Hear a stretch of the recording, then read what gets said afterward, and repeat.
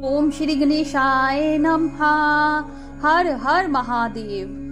सती का योगा अग्नि से अपने शरीर को भस्म कर देना, दर्शकों का हाहाकार, शिव प्रसादों का पार्षदों का प्राण त्याग तथा दक्ष पर आक्रमण, श्रद्धुओं द्वारा उनका भाग्य जाना, भगाया जाना तथा देवताओं की चिंता। ब्रह्मा जी कहते हैं, नारद मौन हुई सती देवी अपने पति का सादर स्मरण करके शांत चित हो सहसा उत्तर दिशा में भूमि पर बैठ गई।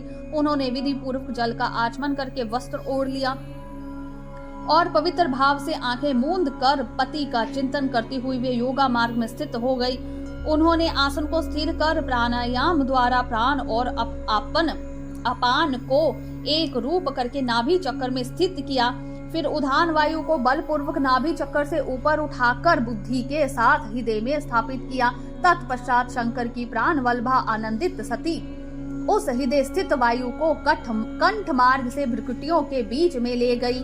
इस प्रकार दक्ष पर कुपित हो सहसा अपने शरीर को त्यागने की इच्छा से सती ने अपने संपूर्ण अंगों में योग मार्ग के अनुसार वायु और अग्नि की धारणा की। तदनंतर अपने पति के चरण वंदनों का चिंतन करती हुई सती ने अन्य सब वस्तुओं का ध्यान भुला दिया। उनका चित्त योग मार्ग में स्थित हो गया था, इसलिए वहां उन्हें पति के चरणों के अतिरिक्त और कुछ नहीं दिखाई दिया। मुनि श्रेष्ठ सती का निष्पाप शरीर तत्काल गिरा और उनकी इच्छा के अनुसार योग्य अग्नि से जल कर उसी क्षण भस्म हो गया। उस समय वहां आए हुए देवता आदि ने जब यह घटना देखी तब वे बड़े जोर से हाहाकार करने लगे। उनका वह महान अद्भुत विचित्र एवं भयंकर हाहाकार आकाश में पृथ्वी तल पर सब और फैल गया। लोग कह रहे थे, हाय महान देवता भगवान शंकर की परम प्रेयसी सती देवी ने किस दुष्ट के दुर्व्यवहार से कुपित हो अपने प्राण त्याग दिए। अहो ब्रह्मा जी के पुत्र इस दक्ष की बड़ी भारी दुष्टता तो देखो।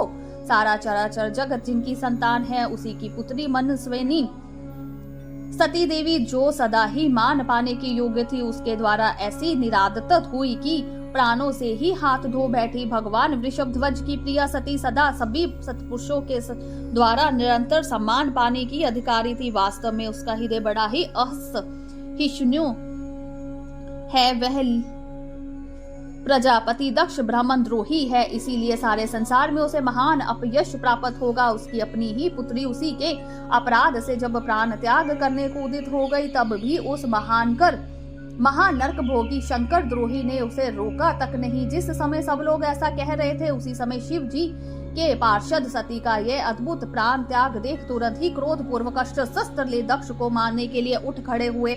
यज्ञ मंडप के द्वार पर खड़े हुए वे भगवान शंकर के समस्त 60,000 पार्षद जो बड़े भारी बलवान थे, अत्यंत रोष से भर गए और हमें धिक्कार है ऐसा कहते हुए भगवान शंकर के गणों ने वे सभी वीर यूथपति बारंबार उच्च स्वर से हाहाकार करने लगे। देव ऋषि कितने ही पार्षद तो वहां शोक से ऐसे व्याकुल हो गए कि वे अत्यंत तीखे प्राणनाशक शस्त्रों द्वारा अपने ही मस्तक और मुख आदि अंगों पर आघात करने लगे। इस प्रकार 20,000 पार्षद उस समय दक्ष कन्या सती के साथ ही नष्ट हो गए।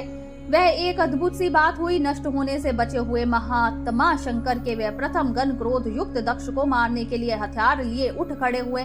मुने उन आक्रमणकारी पार्षदों का वेग देखकर भगवान भृगु ने यज्ञ में विघ्न डालने वालों को नाश करने के लिए नित्य अपहता असुरा राक्षसी वेदशद इस यजुर मंत्र से दक्ष अग्नि में आहुति दी। भृगु के आहुति देते ही यज्ञ कुंड से दृशुभ नामक सहस्त्रों महान देवता जो बड़े प्रबल वीर थे वहां प्रकट हो गए। मुनीश्वर उन सबके हाथ में चलती हुई लकड़ियां थी। उनके साथ प्रथम गणों का अत्यंत विकट युद्ध हुआ जो सुनने वालों के लिए भी रोंगटे खड़े कर देने वाला था। उन ब्राह्मण तेज से संपन्न महावीर ऋषभुओं की सब ओर से ऐसी मार पड़ी जिससे प्रथम गण बिना अधिक प्रयास के ही भाग खड़े हुए। इस प्रकार उन देवताओं ने उन शिव गणों को तुरंत मार भगाया। यह अद्भुत सी घटना भगवान शिव की महाशक्तिमती इच्छा से ही हुई। वह सब देख कर ऋषि इंद्रादि देवता मरुगगण विश्वेदेव अश्विनी कुमार और लोकपाल चुप ही रह गए। कोई सब ओर से आकर वहां भगवान विष्णु से प्रार्थना करते थे कि किसी तरह इस विघ्न को टाल दे। वे उद्विग्न हो बारंबार विघ्न निवारण के लिए आपस में सलाह करने लगे। प्रथम गणों के नाश होने और भगाए जाने से जो भावी परिणाम होने वाला था, उसका भली भांति विचार करके उत्तम बुद्धि वाले श्री विष्णु आदि देवता अत्यंत उद्विग्न हो उठे थे। मुने इस प्रकार दुरात्मा शंकर द्रोही ब्रह्म बंधु दक्ष के यज्ञ में उस प्रकार बड़ा भारी विघ्न उत्पन्न हो गया। बोलिए शंकर भगवान की जय, उमापति महादेव की जय, हर हर महादेव।